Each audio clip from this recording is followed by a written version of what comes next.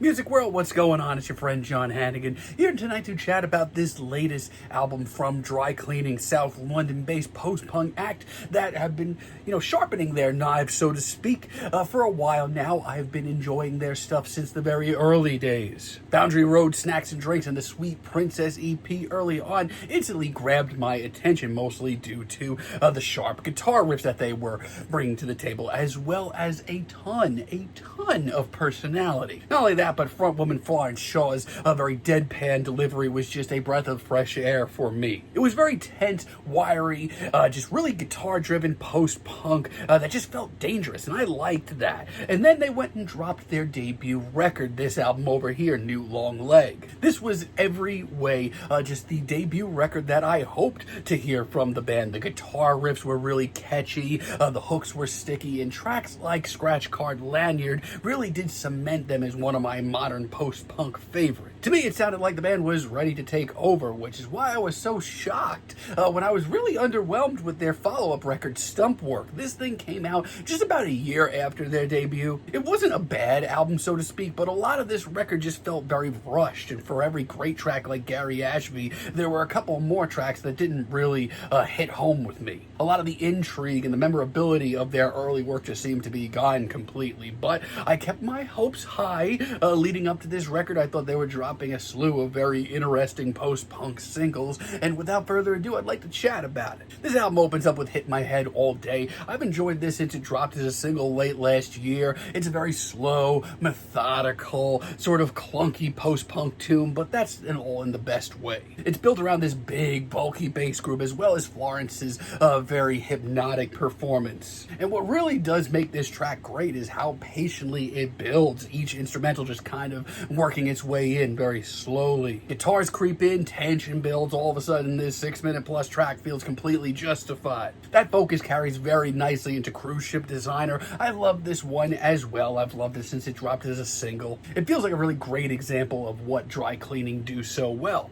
The wiry riff is really memorable. The band just locks in on this groove, and Florence's performance once again is really memorable. There's a simplicity to this track that I really respect, and I do really love that call and response chorus that we get here. It's minimal, but it hits exactly where it needs to. And My Soul, Half Pint really does take me back to their early stuff as well. It's got a rigid riff, this anxious energy as well. Not only that, but a really low-key groove that just works with the band's sound. Florence's delivery here just bleeds paranoia in the great classic post-punk way. I mean, this stretch of the record is just all thrills, no frills, just dry cleaning doing what they do best. However, I will say, not every one of the experiments that we get here really pan out. There's actually some pretty underwhelming laid-back moments, like the title track, Secret Love. I really don't mind the band slowing things down and getting a little bit more pensive, but this one really just slows the energy to a halt. The moments of release that we get in the hook are pretty nice, but a lot of this track comes off really directionless. The slacker vibes that dry cleaning usually do so well just comes off as a missed opportunity here. Not only that, but the instrumental really feels awkward. It doesn't come off really concise. It just comes off as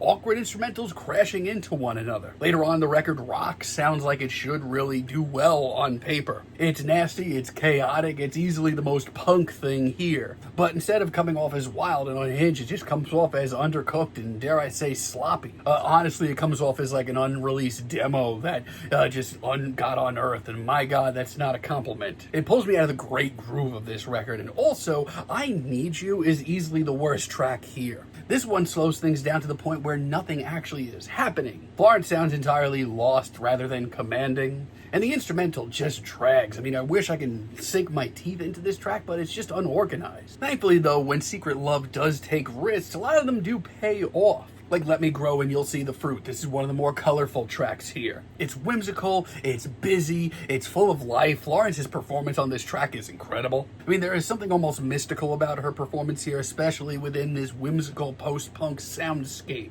The moments of release are beautiful, and little details like the saxophone that pops in are really nice as well.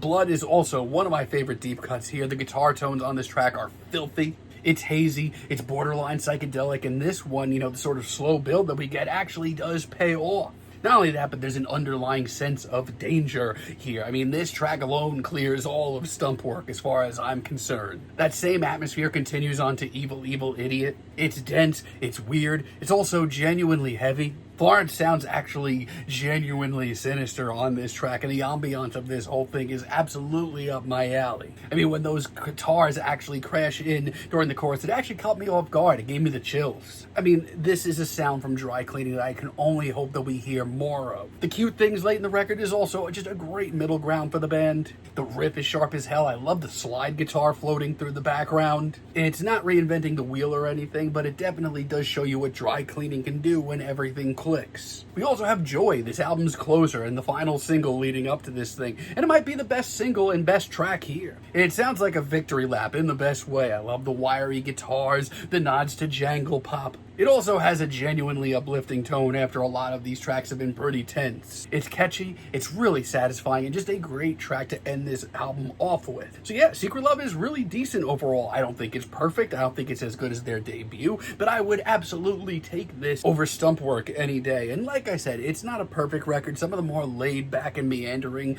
moments here do give me a lot of reason to worry. They are just not good tunes, but there is also a lot of exciting experimentation here. There's a lot heavier tracks, there's a lot darker tracks, even ones that are, sort of going in that neo-psych and psychedelic rock direction, which I can only hope that we get more of. But still, this is a bounce back for me. I'm feeling a very decent 7 on this album, but let me know what you all think down below. If you like the video, be sure to give us a like, give a subscribe. If you're feeling froggy, don't forget to hit those notifications, and of course, let me know down below what you would like for me to chat about in the future. And until next time, have a great day, friends.